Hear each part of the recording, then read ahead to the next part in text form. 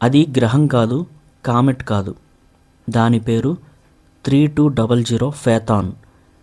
ఈ ఫేతాన్ సూర్యుడికి చాలా దగ్గరగా వెళ్తుంది.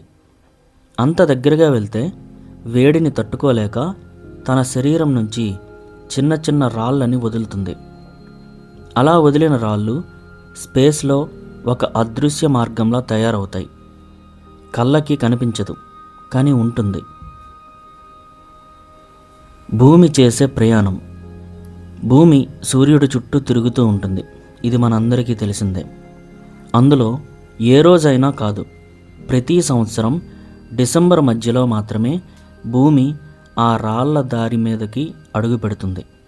అది కూడా కేవలం 2 నుంచి 3 రోజులు మాత్రమే. అదే డిసెంబర్ 13, డిసెంబర్ 14, డిసెంబర్ 15 అంతే. మిగతా 362 రోజులు కూడా ఆ దారి వైపు కూడా భూమి వెళ్ళదు.